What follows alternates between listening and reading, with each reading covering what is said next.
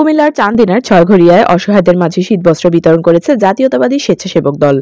মঙ্গলবার দুপুরে উপজেলার ছয়ঘরিয়া খন্দকার বাড়ি মাঠে স্বেচ্ছাসেবক দলের কেন্দ্রীয় সহ আন্তর্জাতিক সম্পাদক মোস্তাফিজুর রহমান জাহিনের ব্যবস্থাপনায় শীতবস্ত্র বিতরণ অনুষ্ঠানে প্রধান অতিথি ছিলেন স্বেচ্ছাসেবক দলের কেন্দ্রীয় সাংগঠনিক সম্পাদক নাজমুল হাসান। চান্দিনা উপজেলা বিএনপির আহ্বায়ক আতিকুল ইসলাম শাওনের সভাপতিত্বে অনুষ্ঠানে বিশেষ অতিথি ছিলেন কুমিল্লা উত্তর জেলা বিএনপির আহ্বায়ক আখতারুজ্জামান সরকার, সদস্য সচিব তারেক মুন্সি, স্বেচ্ছাসেবক দলের কেন্দ্রীয় কমিটির যুগ্ম সম্পাদক শহীদুল ইসলাম সোহেল।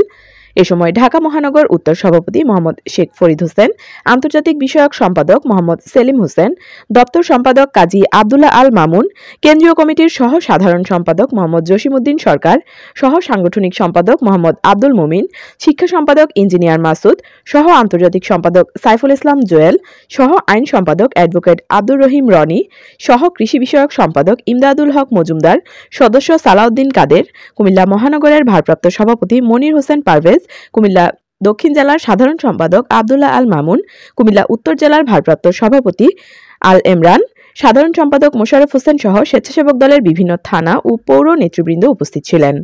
আয়োজক মোস্তাফিজুর রহমান জাহিন বলেন, জাতীয়তাবাদী স্বেচ্ছাসেবক দলের অনুপ্রেরণায় অসহায়দের জন্য আমার ক্ষুদ্র প্রয়াস এটি। আমি ভবিষ্যতে অসহায়দের সুখ দুঃখে পাশে চাই।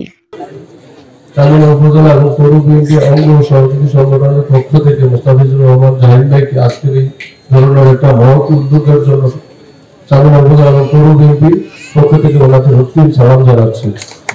আপনারা সবাই অবগত এই বিষয়টা এই প্রাসঙ্গিক এখনো বলতে হয়।